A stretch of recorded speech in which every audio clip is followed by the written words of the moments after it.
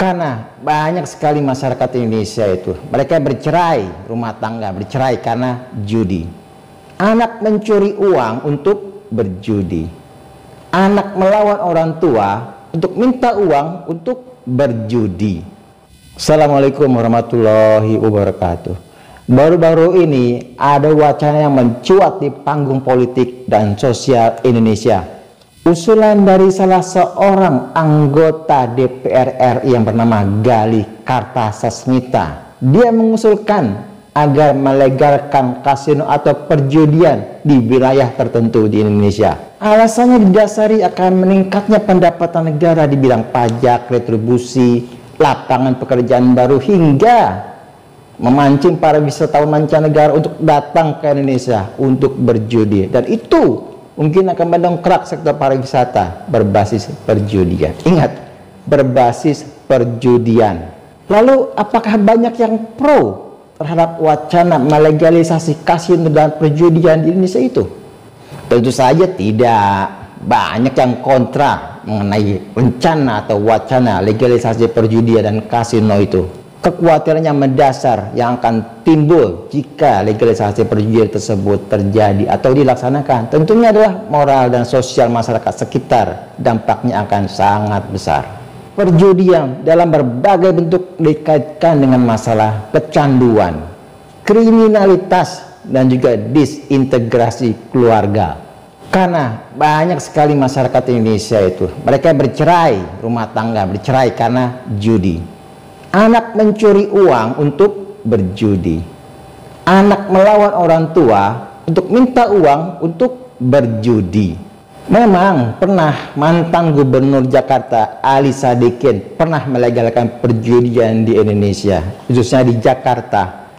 Dan uang dari perjudian itu ada digunakan untuk infrastruktur di berbagai lokasi di Jakarta. Lokasi legalisasi perjudian pada zaman Ali Sadikin itu ada di beberapa tempat, ada banyak. Tapi diantaranya itu ada di kawasan Ancol, di Halai. Mungkin kalian pernah dengar dan tahu Halai di kawasan Ancol. Tempat perjudian juga klub malam pada saat itu. Dan juga di lantai bawah Jakarta Theater dan Proyek Senen di Jakarta Pusat. Pertanyaannya adalah, mana yang lebih besar, manfaatnya atau mudaratnya kasino tersebut? Data dari American Gaming Association, kasino memang menyumbangkan miliaran dolar dalam bentuk pajak ke negara di berbagai negara bagian di Amerika Serikat. Tapi data itu juga menunjukkan canduan, kriminalitas, dan juga kemiskinan yang tinggi di sekitar lokasi kasino itu. Suatu lembaga di Amerika, NISIC, menyebutkan bahwa penerimaan pajak di bidang kasino hanya 9% dari total pendapatan kasino itu yang sebesar 14,8 miliar US dollar. Hanya 9%.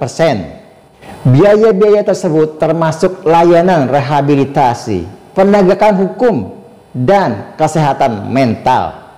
Artinya adalah dana yang dikeluarkan itu lebih banyak daripada pendapatan perjudian dan kasino. Dari sudut pandang budaya dan moral yang dianut oleh sebagian besar masyarakat Indonesia, perjudian dipandang sebagai aktivitas yang tidak produktif yang dapat merusak moral individu maupun sosial.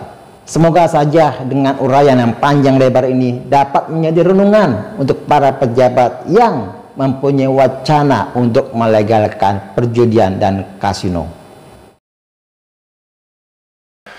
Gitu. Jadi ya mohon maaf nih, so bukannya mau apa-apa, tapi UAE kemarin udah mau jalanin kasino, Pak. Coba negara Arab menjalanin kasino itu kan maksudnya mereka out of the box banget gitu ininya, apanya lembaga dan KL-nya lainnya kan out of the box. Nah, kita juga pasti punya tuh out of the box pemikiran-pemikiran lainnya gitu. Ini bukan di Bapak sih, ini maksudnya mungkin bisa ditekankan gitu ke KL-KL lainnya. Nah, tentunya ini juga kita semua sih, Pak, kita juga akan membantu ke sana juga. Mungkin itu, Pak, karena saya pengen lihat kita ini SDA terus gitu pemasukannya, mau dari pajaknya ataupun non pajaknya, pasti dari situ dua hal itu. Nah, jadi itu, Pak, sedikit banyak dari saya, mohon maaf apabila ada salah-salah kata.